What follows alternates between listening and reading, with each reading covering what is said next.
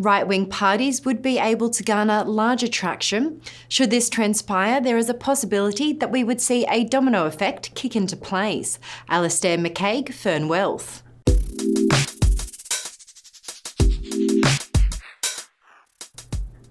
On Wednesday, we have consumer confidence figures for the UK. Since disappointing October figures, fears of a hard Brexit have been eased slightly after the UK High Court ruled that Theresa May's government cannot act alone when exiting from the EU. Considering this, do you think we will see an improvement in business confidence, and what impact do you see it having on the pound? I think the latest news flow that has hit UK-based companies has been the autumn statement from the Chancellor Philip Hammond, which was relatively short on major changes as far as the running of the economy and the regulation to the UK economy was concerned, partially because we are still 4 months out from Article 50 being triggered.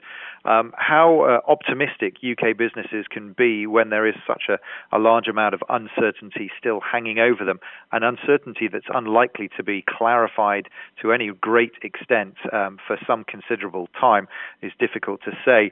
Also worth noting, on Wednesday we have a number of other issues that will be at the forefront, certainly of traders' minds and probably of corporate Britain's minds as well. We have the latest round of the bank stress tests results for UK banks, and we've also got the Bank of England posting their financial stability report along with the FPC statement as well. And I think all three of those certainly will play a part in how the midweek session for the FTSE pans out.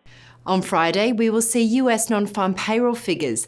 These numbers are one of the main influences to the FOMC in regards to a rate hike.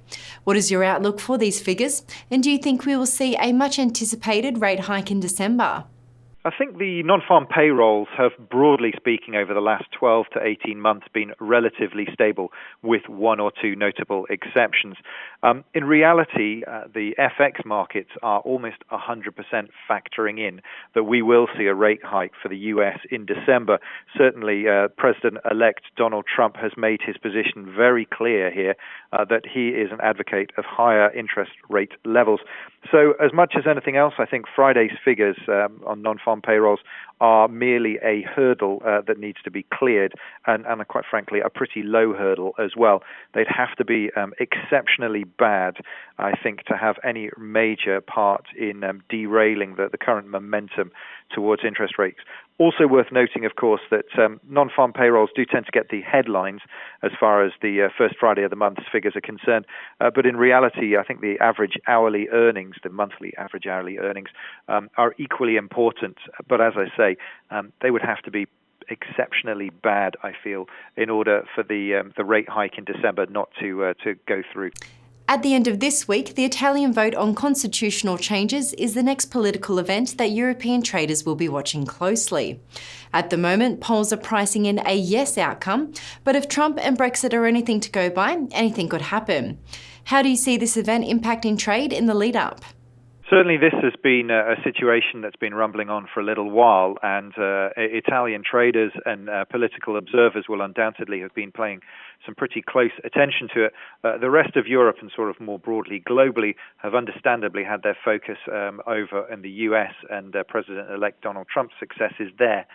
Now that we're refocusing our attention back into the European political arena, there is a real worry that should Mr. Renzi's party fail to garner success in this election, he's already stated that he would look to have a swift general election. And I think the worry that the markets would have should this come to rise is the fact that many of the more right-wing parties, those looking for less integration or even separation from the EU, would be able to garner a larger traction as far as the populist vote is concerned. In fact, the likes of the Five Star Movement would be one party that would be particularly worrisome. Should that transpire, there is a possibility that we would see a domino effect kick into place, and a general election success might well see the Italian status as far as the euro currency is concerned being brought into question. Next year, we'll see general elections in France, in Germany, in Austria, in the Netherlands. In fact, a total combination of countries that account for about 75% of the GDP of the Euro region. And that is a sizable impact that all of those countries could have. Thank you for joining us today, Alastair. So that's what to watch out for this coming week. But for everything else, stay with us here on Dukascopy TV.